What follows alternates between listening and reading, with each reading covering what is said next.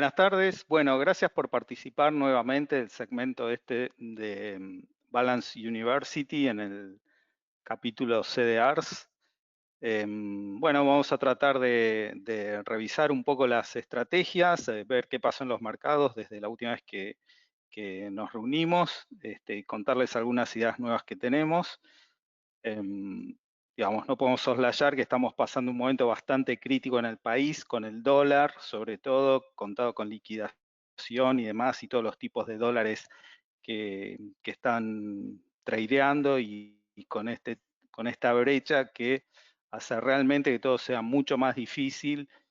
Y afortunadamente los CDRs, digamos, han respondido bastante bien en nuestra tesis de que era un instrumento ideal para cubrirse ante la suba del dólar, ¿no? Esperemos que toda esta situación se solucione, que digamos haya políticas realmente racionales que hagan que por lo menos la brecha converja a un valor muchísimo más razonable. Sé que lo ideal es brecha cero, eso va a tardar muchísimo tiempo en ocurrir, pero bueno, como digo siempre, la moneda de un país es uno de esos contratos sociales de primera línea que tenemos entre todos, ¿no? No sé, territorio, constitución, moneda y después viene el lenguaje recién. Digamos, recordemos que hay muchos países que hasta tienen 2 o 3 lenguas oficiales, sin embargo la moneda siempre es única. Bueno, es algo que no estamos teniendo y lo estamos rompiendo, la verdad es lamentable, esperemos que se solucione. Y vamos ahora sí a concentrarnos en el programa de CDRs. La charla de hoy la divide en estos segmentos. Uno es que se viene, lo anunciaron ayer, todavía no está puesto en marcha, pero en las próximas semanas o 10 días creo que ya se va a hacer efectivo un cambio de ratio en algunos CDRs, creo que son 37, donde por la suba de precio que han tenido tanto afuera y local en pesos, tanto porque subió la acción afuera como que subió el contado con liquidación, algunas acciones se hacían realmente caras, muy onerosas para el inversor medio o chico, en lo cual por ahí había tickets que un solo CDR costaban 40.000 o 50.000 pesos. Bueno, hay toda una propuesta de realinear y rebalancear esto cambiando los ratios. Ahora voy a explicar de qué se trata exactamente. Después voy a hablar un poco del contexto general de los mercados, como hacemos siempre, tratar de encontrar el marco ese general que nos ubica en dónde estamos parados y a dónde creemos que podemos ir. No podemos soslayar el evento de elecciones que viene en Estados Unidos, realmente es un driver importante que va a jugar su papel fuerte. Creo que de acá en las próximas semanas va a ser una de las pocas cosas que se hable a nivel mundial. Luego vamos a hablar que estamos entrando ya esta semana en lo que se denomina Earning Season, que es cada 3 meses todas las compañías presentan balance o estado de resultados con proyecciones hacia adelante, lo que esperan, cómo ven la situación de su compañía, su sector y demás. Eso comenzó esta semana. Todos los días reportan no sé, alrededor de 100 o 200 compañías. Yo tengo marcadas ahí en un calendario las que nosotros seguimos para que veamos la densidad de información a la que nos vamos a exponer las próximas semanas. Sumado al hecho de las elecciones, todo eso le va a agregar mucha incertidumbre y volatilidad al mercado. Hay que estar atentos y cuidadosos con eso. Después vamos a desarrollar un poco lo que yo denominé el retorno de la América industrial, esa vieja, digamos, corporación americana que fue la que fundó en definitiva la industria en Estados Unidos, las viejas compañías, cómo se están ayornando, algunas recomendaciones para aprovechar y entrar ahora.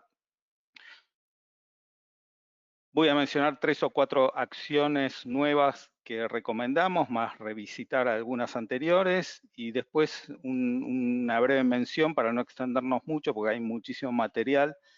Los 2 eventos más importantes del año yo creo que fueron el Battery Day de Tesla y la presentación de la línea o generación 12 de los iPhone que hizo Apple el martes. Así que bueno, comenzamos. El ratio cambio de ratio en los CDRs que está proponiendo el mercado es, en general, muchos ratios se aumentan en 2. Quiere decir que lo que antes era una conversión 5:1 ahora pasa a ser 10:1. Yo aquí marqué los principales, que son de algunos de los papeles que seguimos nosotros. El más notable o el ratio de ajuste más fuerte creo que es el de Mercado Libre, que marqué aquí, que el ratio se ajusta en 15 veces. Es decir, antes era 2:1, ahora va a pasar a ser 60:1. ¿Sí? Esto quiere decir, técnicamente es como un split de acciones. Económicamente no pasa nada, nadie va a ganar ni va a perder plata por el ratio. Lo que va a hacer que si un ratio antes era de 5:1 y ahora es 10:1, entonces lo que va a ocurrir al día siguiente que ese ratio entre en validez, digamos que el mercado lo ajuste, uno va a pasar a tener el doble de las acciones que tenía antes y la cotización en pesos de apertura de ese día va a ser la mitad del día anterior. Con lo cual, el factor precio por cantidad queda inalterado. Uno va a tener el día T+1 de que esto, digamos, se ponga en línea, el mismo dinero que tenía el día T0, ¿no? Aquí lo ilustro con un ejemplo en Microsoft. Por ejemplo, el ratio actual es 5:1 y pasaría a ser de 10:1. Con lo cual, yo antes del cambio de ratio, si tenía 100 acciones de Microsoft, que valen pesos 7.384, o sea, 738.400 pesos. Esto es con precios de ayer. Después del cambio del ratio, que va a ser 10:1, voy a tener el doble de acciones a la mitad de precio. El precio de apertura al día siguiente va a ser la mitad del precio de cierre del día anterior. A partir de ese momento ya empieza a cotizar libremente como lo hacen habitualmente, ¿no? Pero en términos de dinero, nadie gana ni nadie pierde con esto. El objetivo de esto es disminuir en mucho el precio de los CDRs, cosa de que sean muy accesibles al público minorista o al inversor en general, que con montos de dinero mucho más razonables puede acceder a este tipo de inversiones. Bueno, entramos ya a ver lo que es el estado de los mercados. Como siempre yo les presento el índice Standard & Poor's medido en onzas de oro, como para tener un patrón duro de comparación y ver si realmente la emisión monetaria... A ver, el índice sabemos que está en máximos o cerca de los máximos históricos medido nominalmente contra dólares, ¿no? Eso, digamos, es un dato conocido por todos. El punto es saber si ese dato, hacerlo comparable contra su propia historia con algo bien duro como puede ser la cotización de onza de oro. Entonces, uno de los gráficos que siempre traemos para analizar y ver es el índice Standard & Poor's dividido por el precio de la onza de oro, que fue lo que ha realmente reflejado la emisión monetaria enorme que ha habido por parte de los bancos centrales, y a ver si esa emisión realmente se copia en el índice de acciones como se copió en el oro. Bueno, en este gráfico vemos que eso no ha sucedido. El pico del índice Standard & Poor's medido en onzas de oro fue en los 2000, con la burbuja las .com. Hoy estamos en este punto, es un punto intermedio, estamos muy lejos de los mínimos y muy lejos de los máximos, con lo cual desde este punto de vista de la emisión monetaria yo no me animaría a decir que el índice está en una burbuja, ni mucho menos. Es decir, esa burbuja por ahora se fue manifestando en otras cosas, en el oro, en la plata, en algunos commodities, pero no llegó de lleno al índice, ¿no? A esto le queda mucho por subir todavía para poder decir que estamos en una burbuja similar a la que estábamos en los 2000. Aquí vemos esta pequeña suba que ha habido últimamente, digamos que el índice realmente ha subido respecto al oro, le ha ganado en las últimas semanas. El oro ha bajado un poco y el índice ha subido, con lo cual el índice tiende a corregirse, pero no es ningún valor para asustarse ni mucho menos. Desde ese punto de vista, yo me quedo tranquilo que no estamos entrando en un mercado que esté históricamente caro, que es el primer análisis que uno haría si mira un gráfico en una computadora, ¿no? Siguiente gráfico, este es un análisis nuevo que traigo. Lo que trato de ver es la fortaleza de esta suba, si realmente está sustentada en un mercado amplio y grande o es de pocos papeles. Lo que vemos aquí en línea verde es el índice Standard & Poor's en valores nominales, lo que le decía antes, sí está marcando máximos. ¿Sí? Si lo medimos en dólares, obviamente es un máximo histórico. Esto, como dije antes, hay que compararlo contra su historia y contra otras cosas, ¿no? En línea azul lo que vemos es el porcentaje de acciones que está cotizando por encima de su promedio móvil de 200 ruedas. ¿Sí? Aquí, digamos, explico un poco, para los que no entienden o no siguen mucho el análisis técnico, uno de los indicadores que se sigue en cada acción es sacar el promedio de las últimas 200 ruedas de la cotización. Entonces, con eso se establece, digamos, un indicador que si la cotización actual supera al promedio de las últimas 200 ruedas equivalen a un año hábil, ¿no?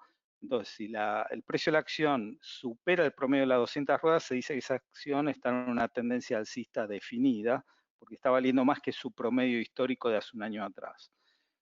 Inverso sucede cuando una cotización empieza a cortar el promedio de 200 ruedas. Quiere decir que esa acción viene en caída y está cortando una barrera importante, ¿sí? Lo cual es una señal de peligro, digamos. Bueno, resumiendo, lo que vemos acá es sobre el eje Y, en las ordenadas, el porcentaje de compañías que está cotizando por encima de su promedio de 200 ruedas. Vemos que está actualmente en 70%, con lo cual quiere decir que esta suba que tiene el índice Standard & Poor's es bastante razonable en el sentido que es una suba amplia, soportada por muchos papeles del índice. El 70% de los papeles está en un canal alcista. Y no es como ocurría hace 1 o 2 meses atrás, donde esta es la caída por el COVID del índice, ¿sí? Está verde. Y cuando empezó a darse la suba, veíamos que los papeles que estaban por encima de su promedio de 200 eran muy bajos, 20%, ¿sí? El caso acá. En otras charlas también vimos que el 20% del Standard & Poor's está constituido por las 5 compañías más grandes, las FANG Stocks, Facebook, Amazon, Apple, Netflix y Google.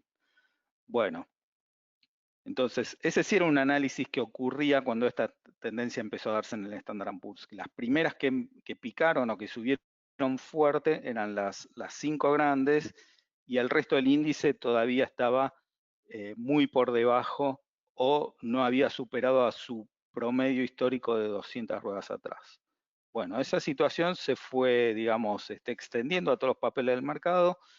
Hoy podemos decir, el indicador lo muestra, que esta suba tiene bastante consistencia en el resto de los papeles del Standard & Poor's. Repito, el 70% de los papeles del índice por capitalización están por encima de su promedio de 200 ruedas, lo cual es un buen indicador, digamos, el resumen general. Bueno, otro indicador que traigo hoy, este creo que es nuevo, nunca lo habíamos visto, es un índice de actividad económica que también se sigue bastante, sobre todo para el mercado de commodities más que nada. Es el Baltic Dry Freight Index, es un índice de fletes marítimos para cargas secas a granel, ¿sí? Esa es la definición, es un índice que elabora la Bolsa de Londres. Repito, es un índice de comercio marítimo para cargas secas y a granel. Le hace carbón, granos, oleaginosas, todo ese tipo de commodities que se transportan a granel y no requieren ningún tipo de acondicionamiento especial. Bueno, con eso la Bolsa de Londres elabora un índice a partir del precio que están estas compañías fleteras, buques Panamax o cargo de diferente medida y en diferentes trayectos en el mundo.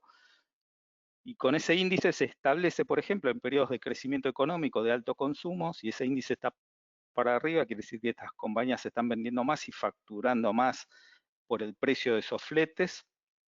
Y es lo que vemos aquí, ¿sí? La caída del COVID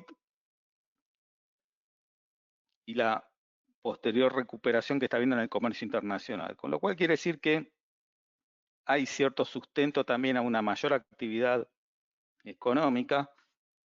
Vemos que no es incipiente, sino que está volviendo a valores prácticamente previos.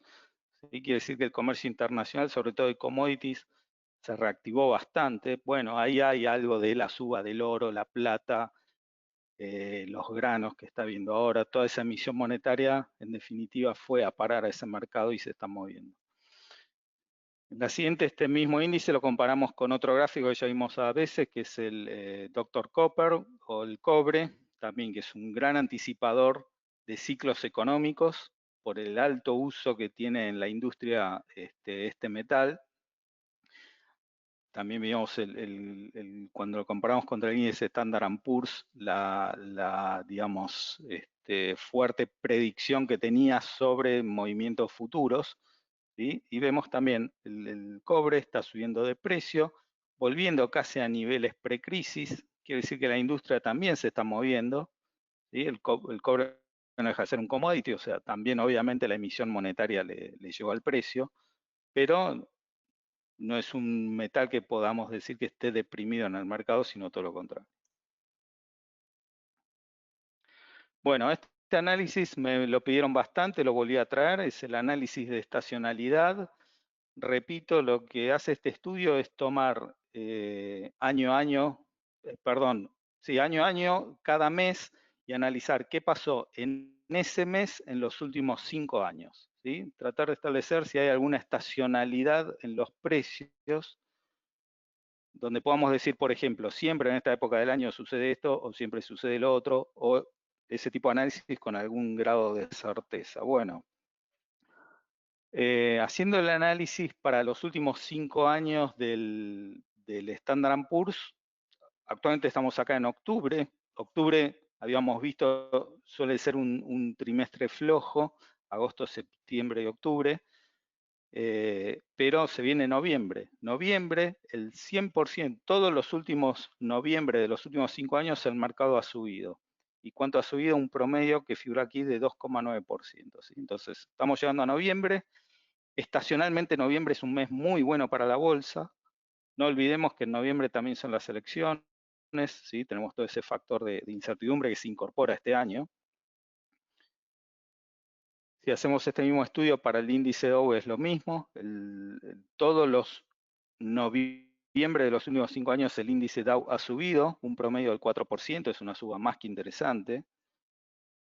Y el índice Nasdaq lo mismo. Todos los noviembres han sido positivos. O sea, la lectura que nos da esto es que noviembre indefectiblemente es un excelente mes históricamente para la bolsa. Entiendo que también tiene que ver con el periodo trimestral que dije antes que acaba de empezar y todas las compañías reportan, la que lo han hecho hasta ahora, todas han sorprendido positivamente, ¿sí? Estamos ante buenos balances respecto al valor que esperan los analistas, ¿no? Es decir, todos los analistas tienen un número de proyección de facturación, ganancias y demás, y luego ese número se compara con lo realmente expuesto por las compañías. Bueno, hasta ahora son todas sorpresas positivas, en el sentido de que las compañías han reportado mucho mejor de lo que los analistas esperaban. Entiendo que ese proceso ocurre en los últimos 5 años consistentemente y es lo que dispara estas subas que se dan durante el mes de noviembre. Obviamente esto es estadística, no está asegurado que vuelva a pasar este año. Repito, este año es electoral, cambia un poco las circunstancias, no es el mismo noviembre que todos los años, pero bueno, es un dato a tener en cuenta. Bueno, elecciones, ¿cómo estamos? Un gráfico de encuestas. Trump, línea celeste, Biden, línea amarilla. Vemos aquí en la crisis por COVID fue en febrero, marzo, digamos aquí. La lectura que yo puedo hacer es que a nivel encuestas Trump perdió mucho con el COVID, ¿sí? Su declive en las encuestas empezó con la pandemia y no logró recuperarse. Creo que por un manejo errático, a ver, todos vimos y sabemos del personaje que estamos hablando, ¿no? Desde tomar la bandina hasta, digamos, desautorizar a su propio gabinete médico en conferencia de prensa. Se lo vio bastante nervioso, como sin respuesta ante la crisis. Creo que todo eso le pegó en las encuestas. Por otro lado, el candidato demócrata tampoco ofrece demasiado en el sentido de ideas o aportes que pueda hacer. Más o menos siempre se mantuvo constante las encuestas. Lo que ha despegado últimamente es Biden respecto a Trump, está 10 puntos arriba. ¿sí? Esto se dio en las últimas semanas ya con los debates presidenciales. Esto igual creo que para mí no quiere decir nada porque es la misma diferencia que tenía Hillary Clinton hace 4 años respecto a Trump. En las encuestas estaba 10 puntos arriba y finalmente Trump terminó ganando.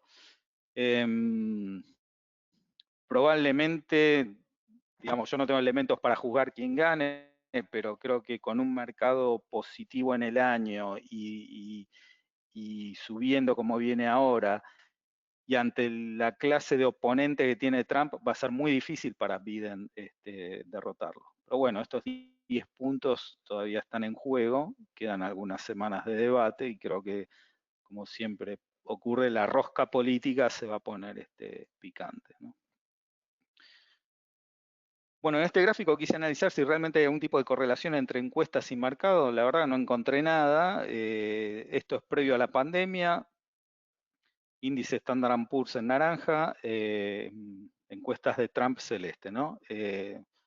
Mercado en alza, Trump tenía todo para ganar, digamos, estaba en su salsa, encuestas a favor, prácticamente era un número opuesto a la reelección. Vino pandemia, Trump se desdibujó en el manejo de la pandemia, perdió encuestas, pero el mercado siguió subiendo y Trump no recuperó, así que no, yo aquí no encuentro ningún tipo de correlación útil con lo cual uno pueda decir si esta va para arriba, Trump va para arriba, o si Trump va para abajo, el mercado va para abajo. Digamos. Muestro el gráfico justamente para decir que no creo que en esto haya nada interesante a destacar. Bueno, ahora, mercado de opciones. Esto siempre es interesante por la anticipación que suelen dar los operadores de opciones. Aquí vemos el futuro del índice VIX. Vemos que el pico, esta joroba, está puesta en noviembre, ¿sí? Justo para la época postelectoral, es donde el mercado espera que haya alta volatilidad. Lo normal de este gráfico sería una curva con tango, levemente positiva, así como yo estoy dibujando ahora, digamos, a mano, y se está dando al revés, digamos, una gran joroba en el mes de las elecciones y cayendo después, digamos. La lectura que uno puede hacer acá es que el resultado de las elecciones no está claro todavía, si no este pico no estaría ocurriendo. Y la otra es que se presentan grandes oportunidades de arbitraje de opciones para aquellos que la hacen. Por ejemplo, comprar un papel y lanzar calls. El mes para hacerlo sería contra noviembre. O spreads calendarios del tipo comprar en mes largo, hacia fin del año que viene, con bajas volatilidades, y vender el mes cercano, y después, a medida que vence el mes cercano, ir roleando, ir vendiendo el siguiente, hasta ver si la curva se acomoda a lo normal, con lo cual suben las volatilidades largas y bajan las cortas, y ahí uno estaría cerrando el spread. Aquí lo mismo, aquí la diferencia, esto es sobre el futuro del índice VIX, esto es el time value, o sea, los días que le quedan de expiración a las opciones y la volatilidad que se está pagando. El pico está, obviamente, en el mes de las elecciones. Bueno, voy un poco más rápido. Lo que les decía antes, el calendario de earnings season. Hoy estamos aquí. Todo esto lo que ya reportó, todo esto vino muy bien, sorprendió positivamente. Aquí tengo marcado algunos de los papeles que nosotros seguimos. Esta mañana reportó Taiwan Semiconductors, uno de los papeles axiales en nuestra cartera de tecnología, reportó muy bien, después voy a hablar un poco de esto. Semana que viene tenemos Tesla, Intel, en las próximas tenemos Qualcomm, AMD, Cisco, Apple, Microsoft. O sea, se vienen 2 o 3 semanas intensas en cuanto a balances. Esto obviamente va a repercutir en los índices, ¿no? Hay que estar atentos a esto porque son los principales papeles del índice que están reportando. Bueno, lo que les decía antes, volver un poco a la América industrial y al muy interesante la reconversión que están haciendo algunas de las compañías históricas fuertemente industriales y no tan del área de tecnología, digamos, la reconversión que están haciendo para adaptarse a esta nueva ola tecnológica. Hay muchas fusiones, alianzas, entonces muchas de estas compañías industriales se están transformando, podríamos, para ponerle un nombre, en empresas robóticas, es decir, una mezcla de tecnología industrial con software, lo cual hace, digamos, que tengamos prácticamente máquinas operando solas y conducidas por un software. Aquí vemos el atraso en los últimos años que ha habido en la cotización de las empresas industriales respecto a las tecnológicas. Desde el 2000 hasta hoy vemos que el Nasdaq, como índice en general, las 100 compañías más grandes del Nasdaq han retornado casi un 800%, en tanto que las puramente industriales solo un 200 o 300, ¿no? O sea, la diferencia ha sido muy alta. Y la diferencia en price earning, ahora si lo miramos por múltiplos, las empresas de tecnología, el price earning de las empresas de tecnología respecto al price earning de las empresas industriales, ese spread, que es de 7 hoy día, es el máximo desde los 2000. Nunca antes hubo tanta diferencia de múltiplos en ganancias, price earning o facturación y demás entre tecnológicas industriales como hubo en los años 2000. Así que entendemos que este proceso por ahí da para ajustarse un poco, es decir, que las industriales se acerquen, suban un poco más que las tecnológicas, algunas industriales, yo hoy voy a presentar dos. Además, incorporaríamos al portafolio papeles distintos a los que tenemos, con lo cual nos da otra estabilidad, digamos, y otra línea de negocios posibles, ¿no? Y no estar solo en tecnología. El papel que les voy a hablar hoy es Caterpillar. Caterpillar es una de las grandes empresas históricas americanas, casi que no hace falta que la describa, digamos, tiene todo ese equipamiento pesado para industria, movimiento de tierras, construcción, uno la puede ver desde equipos chicos, desde martillos y pinzas, hasta esos grandes tractores, o que una rueda, digamos, por ahí tiene 50 metros de diámetro, ¿no? Ese tipo de compañía es Caterpillar. Invirtió mucho en tecnología últimamente, en software. Hoy día tiene una clase de equipos que se operan solos, no necesitan tripulante o chofer o comando, digamos. Uno, por decirlo rápido, suelta las máquinas en un parque. Esas máquinas dirigidas por un software centralizado hacen el canal, hacen el pozo, hacen la mezcla, tiran todo ahí, digamos, es altamente revolucionario lo que están haciendo. Cada uno de estos equipos especiales pueden llegar a costar hasta 5 millones de dólares y prevén que esta línea de negocios sola va a crecer al 8% anual durante los próximos 5 años. ¿Sí? Uno contrata este equipamiento, el software, lo programa lo que quiera hacer en el terreno y las máquinas se encargan directamente. Están dejando el clásico producto industrial para combinar todo lo que es tecnología de software. Hay una compañía que no tiene CDR, por eso no la presento y hablo mucho, se llama Rockwell Sciences, es una compañía de robótica, se está aliando ahora con Microsoft, ¿sí? Para mejorar todo lo que es tecnología, software y llevar todo eso a la nube y poder bajar ese software o modelo desde la nube a cualquier lugar del mundo y calcar la misma obra. ¿Sí? Es realmente, creo que es algo revolucionario. En Europa ocurre lo mismo con Siemens, ya hace años viene comprando compañías de software o de alta tecnología que la integran a todo lo que es su producción industrial. Así que estamos en presencia de una alianza nueva entre la vieja y la nueva América, ¿sí? Por ponerle un nombre, y se está traduciendo en estas compañías.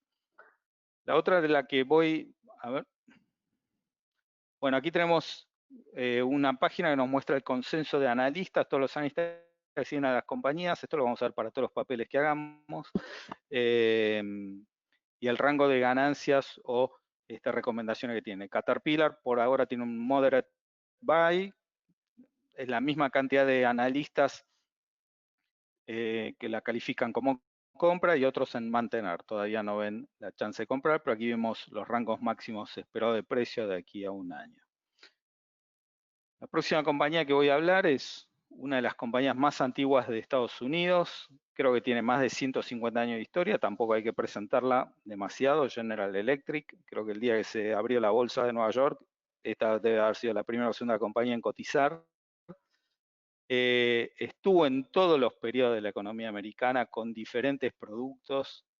Es una compañía que produce desde bombitas eléctricas hasta turbinas para Boeing.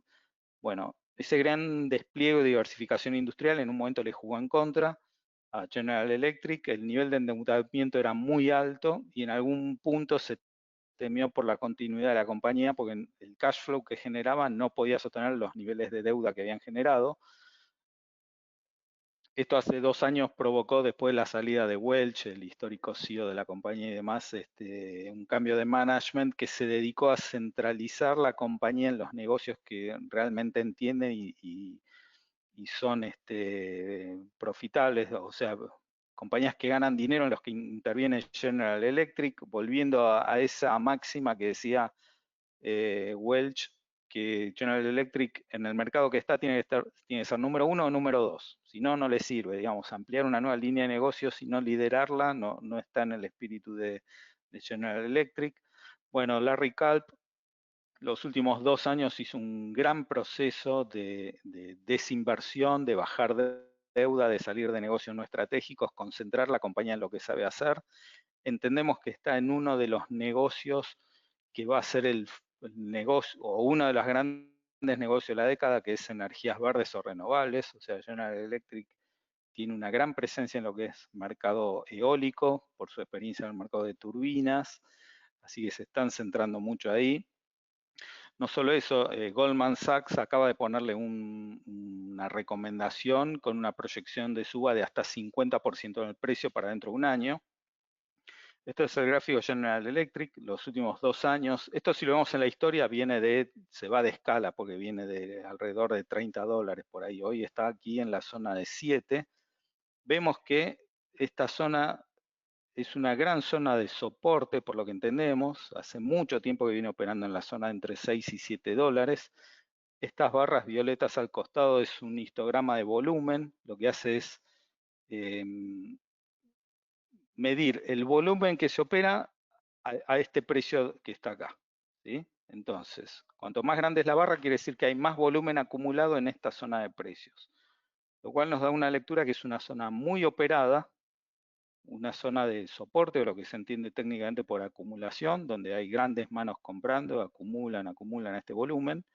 Entendemos que la recomendación de Goldman Sachs, más los propios comentarios de General Electric, que hacia fin de este año volverían a recuperar caja positiva, ya hacen que sea un papel atractivo para empezar a sumar papeles.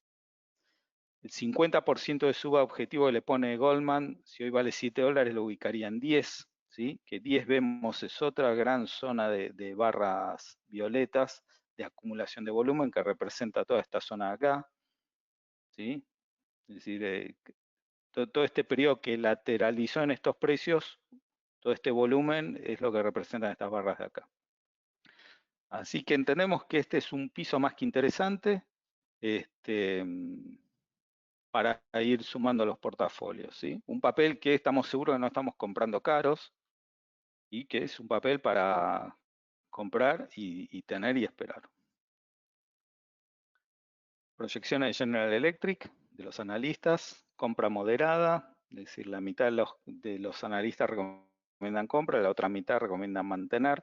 Mantener significa ni comprar ni vender, mantener la posición, o sea, como es un diagnóstico neutral de la compañía. Si fuese negativo estarían en sell, ¿sí? Y las diferentes proyecciones entre el analista que la ve más cara y el que la ve más barata.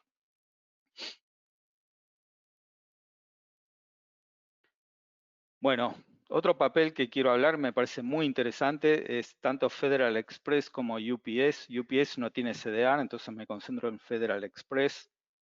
Creo que tampoco necesitan presentación, son las compañías de correo las que, digamos, terminan llevando el sobre o el paquete a la casa de cada uno cada vez que hacemos una compra por Amazon o por la plataforma que sea. Es decir, es una de esas compañías que, si bien no es de tecnología, pero depende 100% del éxito del e-commerce y demás. Es como decimos nosotros, los que resuelven la última milla del e-commerce. ¿Sí? Que el paquete en definitiva llegue a cada uno de nosotros, a la casa, al hotel, a la oficina, donde sea, y completen esa user experience de comprar por internet. ¿Sí? Todo eso es muy lindo, pero más lindo es cuando llega el paquete a casa, uno lo abre y está lo que pidió y demás. Bueno, Federal Express es la que hace ese servicio. es la de la masividad del e-commerce, terminarla en una entrega personal a cada uno de nosotros.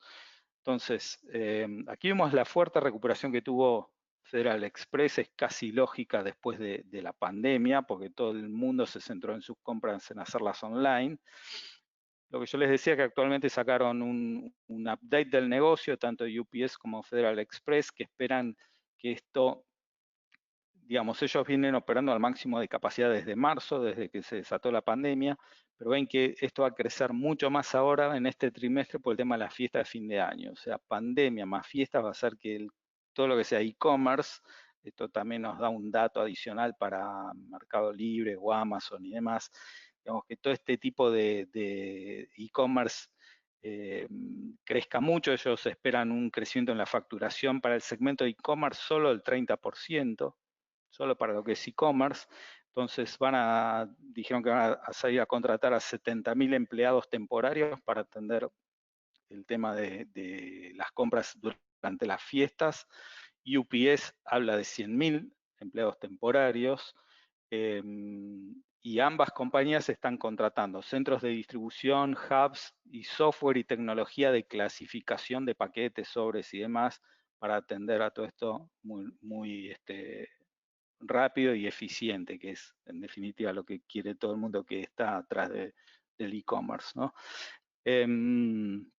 Otro dato interesante, actualmente hay en todo Estados Unidos una crisis o un cuello de botella muy grande en lo que es el mercado de choferes de camiones y de camiones propiamente dichos, esos camiones de tamaño medio que uno ve en las ciudades cuando va, que no son ni las van, sino que son más grandes que van, pero más chicas que camiones, que son los que se utilizan para hacer toda esta distribución dentro de las ciudades, ¿sí?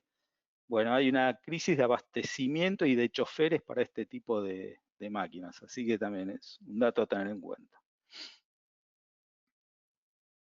Federal Express vino muy bien estos días, igual la seguimos aconsejando. Obviamente aquí vemos otra vez las recomendaciones. Federal Express, Strong Buy.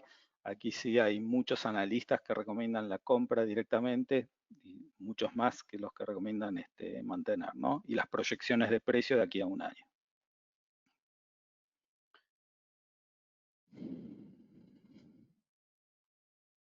Bueno, próximo, con esto voy rápido, son los dos bancos que reportaron hasta ahora. Creo que alguna vez hablamos de ellos, los seguimos manteniendo en cartera. También aconsejamos incrementar la posición para dinero nuevo que inversores puedan tener. Nos diversifica bastante lo que es tecnología. JP Morgan, vemos el gráfico, leve tendencia positiva después de la crisis, sorprendió positivamente tanto en facturación como en ganancias y también redujo mucho la previsión por créditos incobrables. En el trimestre pasado había sido, creo que, 15 billones que había puesto en reserva por las dudas que esta crisis fuese mucho más grave y tuviesen que créditos caídos. Para este trimestre solo pusieron 600 millones de dólares, ¿sí? De 15.000 millones a 600. También ven que están los negocios que por eso redujeron. Y el año, inclusive es menor que para el mismo trimestre del año pasado, que creo que había sido 700 millones. Así que uno de los grandes datos, tanto de JP Morgan como Goldman Sachs, que es la próxima que voy a hablar, está en eso, es la fuerte achique que hicieron en la previsión de negocios que les puede ir mal. Goldman Sachs sorprendió, bueno, JP Morgan, mismo análisis, compra moderada, a pesar de que tiene 7 analistas que la compran y solo 3 que aconsejan mantenerla y uno solo vender. Quiero avanzar rápido con esto. Goldman Sachs sorprendió mucho mejor que JP Morgan. En Goldman Sachs las ganancias presentadas son el doble de las que esperaban los analistas, o sea, es muchísimo para un banco. Digamos, uno puede entender que haya desviaciones, pero no el doble, ¿sí? Entre lo que los analistas esperan que gane y lo que el banco definitivamente gana. Bueno, les ha ido muy bien en negocio de trading de bonos, todo lo que es renta fija y demás.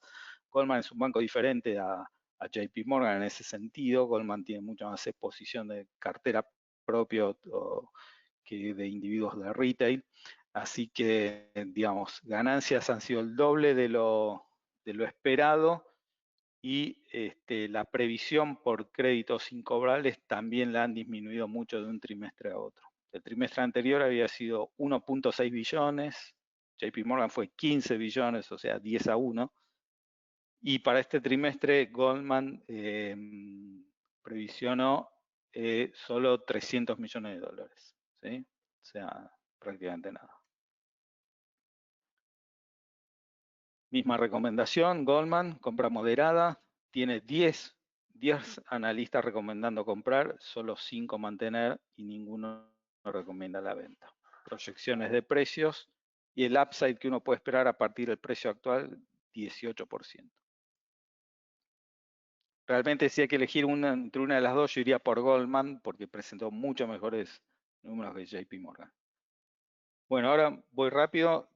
Digamos, acá quiero revisitar el sector de semiconductores. Esta mañana reportó Taiwan Semiconductors, reportó muy bien, es una compañía de la que hablé bastante, hoy quiero volver a hacerlo porque reconfirma los números, viene creciendo al 30% por año, tanto en facturación como en ganancias.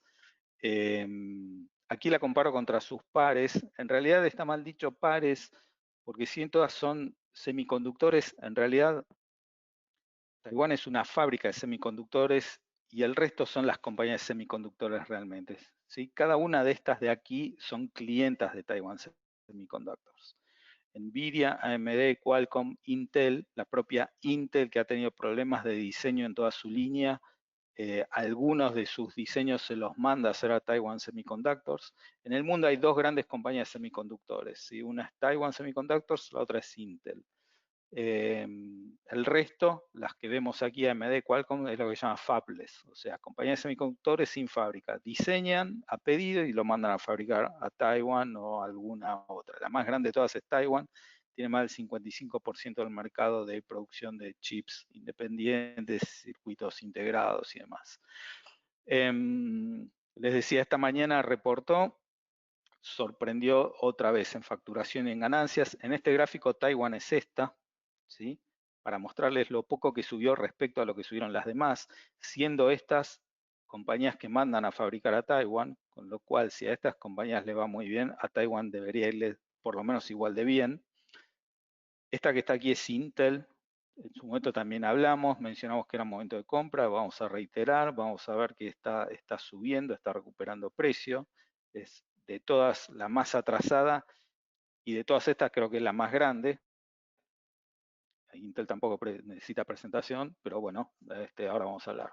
Volviendo a Taiwán, dato a destacar, Apple presentó la línea 12 de los iPhones y Apple reservó en Taiwan Semiconductors toda la línea de producción de lo que se entiende 5 nanomilímetros, que es toda reservada para hacer el nuevo chip A14 de los iPhone y los iPads, que es un chip que inclusive viene con inteligencia artificial, después voy a hablar un poco de esto. Pero lo que le quiero decir es que Apple reservó toda la capacidad de producción de Taiwan Semiconductors de esa línea de producción, 5 nanomilímetros, que es digamos, la tecnología más fuerte que hay hoy en semiconductores. La que le sigue en calidad es la de 7 nanomilímetros, que la reservó AMD, que es la compañía que está acá arriba. ¿Sí? Apple reservó la de 5, AMD tomó toda la de 7. O sea, Taiwán tiene asegurado el negocio por los próximos 2 o 3 años con estas dos compañías nada más. Así que creo que es un papel axial para tener en los portafolios, digamos, siempre apuntando al mediano plazo, ¿no? Volviendo a Intel, en algunas de las charlas anteriores nos preguntábamos si ya era el momento, estaba por acá. Bueno, el momento se dio, empezó a recuperar precio. Técnicamente se puede decir que va a ir a buscar a cerrar el gap que abrió aquí cuando reconoció que tenía problemas de diseño en su línea de 7 nanomilímetros. ¿Sí? Taiwan ya está desarrollando la de 5, toda reservada para Apple. Intel todavía tiene problemas con la de 7, es una tecnología un poquito más vieja, ¿no? Bueno, mismo análisis que antes con los volúmenes de acumulación. Aquí vemos estas barras violetas, nos muestran todo el volumen operado en Intel en esta zona de precios de aquí. ¿Sí? Que podemos decir que es una zona de confort, si se puede decir así, de precios volumen. Bueno, el papel empezó a recuperar precio. Creo que esto tiene para seguir. Intel es una compañía enorme que con toda, digamos, tecnología e inteligencia disponible para solucionar cualquier problema que tenga, así que creo que es una oportunidad para entrar, tal vez liquidar un poco de las anteriores, en las cuales yo en lo personal empecé a poner stops de precios por la fuerte suba que tuvieron. Si alguno de esos stops se dan, voy a acumular más de Intel. Bueno, vamos llegando al final, ya casi consumimos toda la hora, espero después en preguntas poder aclarar. Los dos eventos del año que yo les mencionaba, sobre todo para los que les gusta la ingeniería, les pido que vayan y lo vean, googleen el Battery Day de Tesla y también la presentación de la línea 12 de Apple, porque para mí fueron realmente impresionantes. eh, por lo Tesla, por lo que promete. Es decir, Tesla después del Battery Day, la acción cayó un poco, hoy ya se recuperó, porque había mucha expectativa que presente algo de corto plazo. Realmente en el corto plazo no tenían nada, digamos, disruptivo para presentar, pero sí presentan en todo lo que están trabajando. Y repito, para todos aquellos que les gusta el tema de ingeniería y demás, hay que verlo porque en lo que están trabajando es realmente impresionante. Elon Musk, la verdad que es un personaje que merece mucho más respeto tal vez del que se le tiene por fuera del mundo que no lo conoce. Es un creador de esos que diseña todo desde cero. ¿Sí? Cuando hace un auto, no solo piensa en el auto, sino piensa en las máquinas que van a hacer al auto, las diseña y después piensa en las fábricas que van a tener esas máquinas que van a hacer los autos y diseña todo desde cero.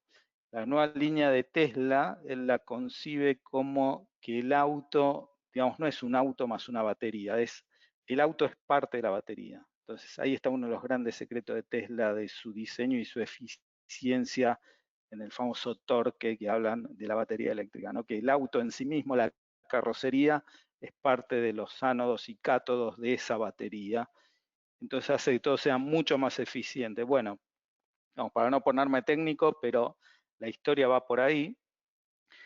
Standard Poor's acaba de darle un upgrade a la deuda de Tesla, todavía no es investment grade. Hace unos años los bonos de Tesla se consideraban bonos basura, porque no consideraban que pudiera repagarlos. Digamos, toda esa óptica está cambiando mucho.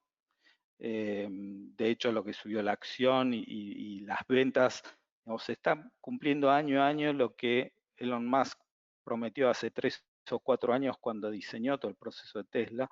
Bueno, Standard Poor's los bonos de Tesla les acaba de subir la calificación, ahora están a dos líneas o dos notch de ser investment grade.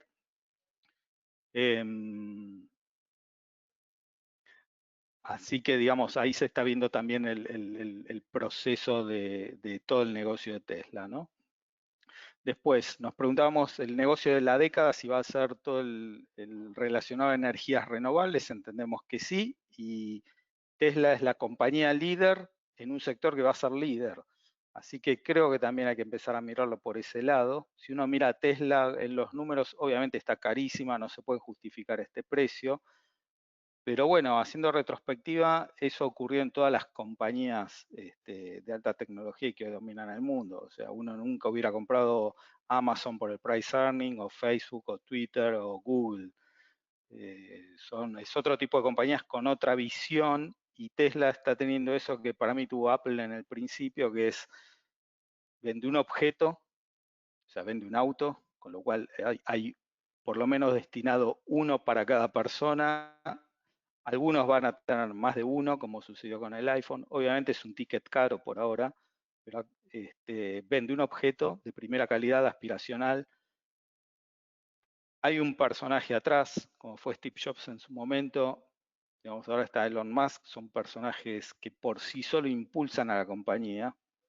Entonces, obviamente son todas características subjetivas, pero creo que es a lo que hace a las grandes compañías y los grandes líderes, ¿no? Jeff Bezos, Bill Gates, Warren Buffett. Es decir, uno compra más el personaje de la compañía por el personaje en sí mismo. Si yo hoy pregunto quién es el personaje tras de Toyota, seguramente nadie sabe, o de General Motors. Bueno, en este tipo de compañías uno identifica claramente al personaje y a dónde va, y que está armando otra categoría de producto, es decir, hay autos y hay Teslas, ¿sí? Como también hay tablets y hay iPads, no es lo mismo, es otra categoría. Lograron ese concepto de diferenciación que es muy difícil, muy pocos lo logran. Bueno, estos personajes lo están logrando. Respecto a la plata, ¿cómo se relaciona con esto? Bueno, la plata es un gran componente, un gran insumo de todo lo que es paneles solares. Y Goldman Sachs, vuelvo sobre Goldman, recomendamos la acción, Goldman recomendó General Electric y Goldman recomendó volver a entrar en plata, ahora que volvió a $24 la onza, justamente por el uso industrial que tiene en paneles solares. El 18% de la plata industrial, no la de joyería, la industrial, va destinada a paneles solares. Y entendemos que este va a ser uno de los próximos negocios de la década, todo lo que sea energías verdes y renovables. La plata va a ser un commodity fundamental para ese sector y sumado a todo lo que venimos hablando del oro, emisiones monetarias y demás. Así que de aquí nos llevamos la recomendación de plata. Tesla con mucha prudencia, es un papel difícil, pero creo que el personaje, el producto, la tecnología y la creatividad valen la pena pagar ese sobreprecio y tenerlo. Por último, Apple presentó la generación 12 de iPhones, es el primer teléfono 5G de la historia. La característica que se da es que está el teléfono, pero todavía no están las líneas 5G en muchas de las ciudades de Estados Unidos. Entonces, en Europa sí, el iPhone va a ser mucho más útil en Europa que en Estados Unidos en cuanto a 5G se refiere, pero creo que por las características va a generar un gran ciclo de super renovación de iPhones. Este es realmente distinto, representa un salto evolutivo respecto a las líneas anteriores, ¿sí? Apple, digamos, tiene esa carrera anual de que todos los años tiene que presentar un producto nuevo que sea mejor que el del año anterior, y a veces le cuesta, digamos, dar ese salto evolutivo. Bueno, creo que el nuevo iPhone lo da ese salto, tiene un chip revolucionario con inteligencia artificial, que poner inteligencia artificial en un celular realmente, creo que el 1% de los consumidores de Apple van a entender realmente cómo usar ese chip, pero bueno, está. Después es revolucionaria la cámara en cuanto a que tiene tecnología láser, en el sentido de que el lente emite un láser al objetivo, vuelve y eso calcula la distancia focal matemáticamente, ¿sí? Sin tener que hacer un ajuste de lente, no es mecánico, sino que es matemático, eso le permite hacer tomas perfectas durante la noche o en situaciones de baja luz o resolución. Otra característica del 5G, la velocidad de descarga, ¿sí? Se habla de 1 gigabyte por segundo. Esto para que se den una idea, imagínense un celular puesto en una oficina, un solo celular con tecnología 5G en una oficina o en una clase o en una situación de frontera.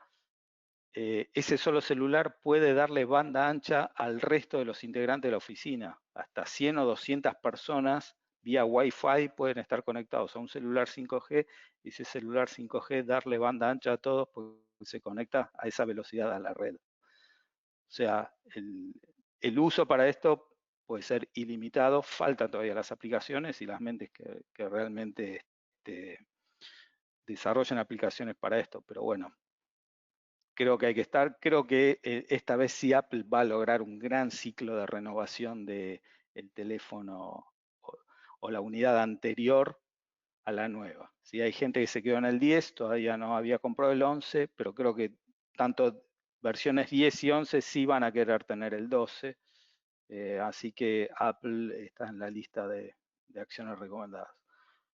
Por último, revisión de los portafolios. Seguimos sin cambiar nada, son portafolios para 2-3 años vista. Portafolio en dólares desde que lo armamos 20%, el portafolio 5G, solo exclusivamente con papeles que tienen CDR en Argentina. El mismo portafolio en pesos dio 58%. Esto es desde el 21 de mayo hasta ahora. Obviamente gran parte, como siempre digo, es exclusivamente contado con liquidación de 122 a 162. Esto está con precios de antes de ayer. Si actualizamos con precios de hoy, la suba es mucho más alta. Y el portafolio más estable, armado a partir de las diferentes balance stocks que vimos con portfolio managers de top brands o papeles temáticos, digamos, líderes en cada uno de su industria. Un portafolio que entendemos es más estable y más diversificado. Lo armamos en julio con un contado con liquidación realmente muy barato, en 105 en ese momento. El portafolio en dólares al día de hoy, de punta a punta, dio 14,5% y en pesos 75,5%. Así que bueno, amigos, todo por hoy. Espero no haber aburrido y haber traído alguna idea nueva. Cualquier duda me contactan, ya saben cómo, y si hay preguntas paso a responder ahora.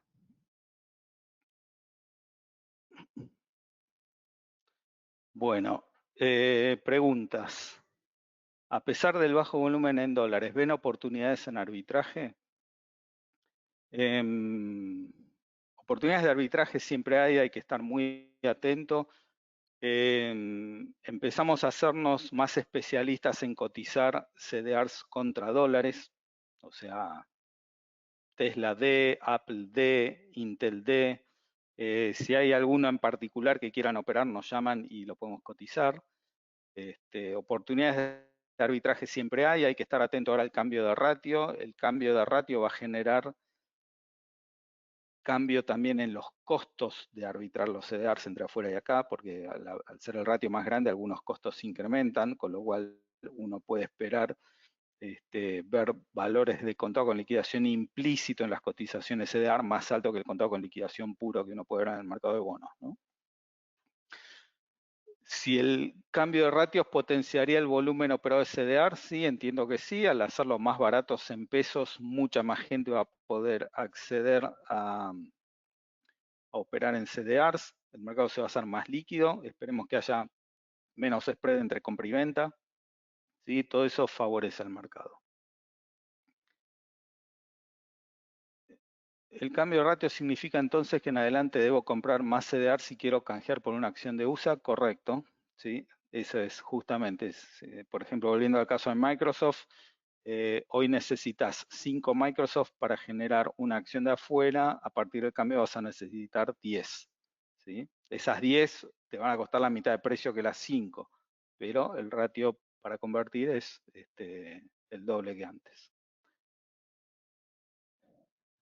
¿No crees en gran parte que esta suba se deba a la fuerte inyección que ha efectuado la Fed?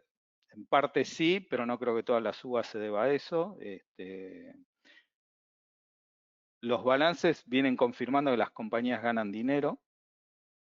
Eso es el combustible fundamental de cualquier suba de acciones. Estemos atentos las próximas 2-3 semanas, como dije, a la earning season, a confirmar que todos los balances confirmen esto que estoy diciendo. Pero bueno, la Fed creo que ha sido explícita que en los próximos 2 años va a mantener la tasa lo más bajas posibles, que eso no va a ser un obstáculo para el mercado. Cuando ocurre eso, el mercado entiende, bueno, el modo risk está on, ¿sí? Digamos, si me quedo en bonos, no gano nada, aumenta el apetito al riesgo. Así que hay parte de eso en la suba de la bolsa, sí, no creo que sea todo. Como vimos antes, el índice Standard & Poor's medido en onzas de oro no está ni siquiera cerca de los máximos, lo cual sería, eso sí sería una burbuja realmente, el único activo, una inflación de activos donde sube un solo activo. Aquí, si uno mira esa ecuación al revés, puede decir la suba de la Fed fue la que impulsó la suba del oro, pues el oro subió más que todo lo demás, proporcionalmente, ¿no? En el escenario local con devaluación en aumento, ¿son los CDR la única alternativa para aprovechar esta pérdida de valor del peso? La única alternativa no, depende mucho de qué entienda uno por devaluación. A ver, si la devaluación va a ser una devaluación clásica, en el sentido de que lo que hoy vale 85, en 2 semanas vale 110, estar en un bono dólar link cumpliría esa función también, ¿no? Ahora, si hay un desdoblamiento, hay algún tipo de manejo gris de los tipos de cambio y demás, bueno, ahí el bono dólar link por ahí también queda atrasado. Y un CDR, uno sabe que siempre la contraparte del CDR es la acción afuera, uno esa ventanita la tiene abierta y se puede ir cuando quiera, entonces el CDR lleva implícito el dólar más libre y más puro del mercado, que es un dólar puesto afuera. El CDR, por otro lado, tiene el vector de la compañía en sí, ¿no? Si por ahí el dólar sube, pero la compañía reporta mal y cae de precio, el CDR no termina subiendo lo que yo esperaba. Bueno, estamos hablando de renta variable y de un papel que en sí mismo está potenciado, ¿sí? Está potenciado por el driver del contado con liquidación y el driver de lo que se mueve la acción afuera. Por eso, a ver, papeles como General Electric que presenté, o Goldman Sachs, o JP Morgan, que no están en los máximos históricos, uno puede estar tranquilo que está comprando algo que históricamente no está caro y está cubierto en dólares. ¿Crees que la industria aeronáutica ya está en buenos puntos de entrada o todavía falta recorrido negativo hasta la apertura total? Bueno, a ver, no soy un experto en el tema. Una cosa es industria aeronáutica y otra es industria de líneas aéreas, ¿sí? Creo que lo que es líneas aéreas puede estar en problemas, porque sobre todo muchas líneas aéreas no tienen patrimonio o activo, ¿sí? Son simplemente líneas de venta de asientos en un avión que tienen bajo leasing o alquilan a otro. Entonces, son dos cosas distintas. Industria aeronáutica de por sí, ya vimos que Boeing, General Electric y demás son compañías que están incrementando sus ventas. Entiendo que el mantenimiento de muchas aeronaves hay que hacerlo igual, así que ahí creo que hay una oportunidad. En cuanto a líneas aéreas en sí mismas, Delta, American Airlines, y eso no tengo idea porque sé que son compañías que operan con mucha palanca, por ahí tienen propios son uno, dos o tres aviones, por decir algo, probablemente sean 50 o 100, ¿no? Pero quiero decir, tienen la relación de vuelos que operan contra aviones propios que tienen es insignificante, o sea, son compañías basadas en palanca y en deuda. Así que creo que esas pueden estar en problemas. Con respecto a FedEx, ¿qué precio de salida crees que sería lógico? Difícil de, a ver, están los targets de los analistas. Yo en general no me pongo precio de salida de las cosas. Soy más fundamental que técnica en ese aspecto, voy viendo los balances y cuando tengo papeles que han acumulado ganancias como hasta ahora, yo no los vendo porque no tengo nuevo destino para ir con ese dinero. A lo sumo pongo un stop que me deje tranquilo, un 5, 15 o 25% abajo, lo que esté, no sé, depende del papel. eh, y opero así, no tengo precio de salida porque si al negocio le va muy bien, el precio de salida que yo me puse va a ser bajo. Entonces, que siga, digamos, subiendo. Y yo sigo jugando en el papel o aprovechando la suba. A lo sumo me pongo un stop de salida. Y siempre voy viendo balances, proyecciones. O salvo que encuentre una alternativa mejor, es decir, vendo algo porque tengo un destino mejor para esa inversión que en la que estoy. Pero esto ya depende más de manejo de portafolio de cada uno, es decir, eh, digamos, hay diferentes approach con esto, es decir, yo compro este papel para ganarle el 10%. Bueno, es un approach que le sirve a alguien, no es el que me sirve a mí, porque si el papel está para ganar el 50, ¿por qué me voy a quedar con el 10? ¿Sí? Después están los balances que lo justifiquen, el momento del mercado y demás. Probablemente Federal Express tenga un gran trimestre por todo lo que vimos de pandemia, eh, ventas de fin de año y demás. Verificaremos estos números en el próximo trimestral. Probablemente la acción se anticipe como hace siempre, ¿sí? Si el trimestre viene bien, las acciones suben antes y después viene el balance que confirma lo bien que le fue en el trimestre. Bueno, no sé si a partir de ahí tiene sentido seguirla teniendo, si el e-commerce baja, son tendencias que hay que ir viendo. Creo que gran parte del e-commerce vino para quedarse, por más que la vacuna salga. Es decir, ya hay una costumbre y una cultura que tanto el consumidor como las compañías ya establecieron como una rutina o una cultura de e-commerce. ¿Sí? El que aprendió a vender zapatos por internet lo va a seguir vendiendo aunque esté la vacuna. Después abrirá el local, no importa, pero la línea de internet ya la desarrolló, la va a seguir usando. Y si yo ya sé lo que quiero comprar, el talle, el color, etcétera, no voy al local. Mándamelo, digamos, eso ya está. Así que todo eso vino para quedarse. Son empresas que valen más que antes. Antes no lo hacían y ahora lo incorporaron y lo hacen. Empresa proveedora de tecnología 5G para invertir. Bueno, de esto hablamos muchas veces. En principio, a ver, con CDRs, yo te diría Taiwan Semiconductors, que hablamos hoy, Qualcomm, Apple, Verizon, que son los carriers, digamos, a todo esto de tecnología 5G, falta el transporte, la línea que en definitiva te dé el servicio en tu teléfono, ¿no? Ahí están AT&T, Verizon y T-Mobile. No sé si en Estados Unidos hay alguna más dedicada a esto. Bueno, esto es todo. Creo que no hay más preguntas. Como digo siempre, me pueden contactar para dudas que hayan quedado.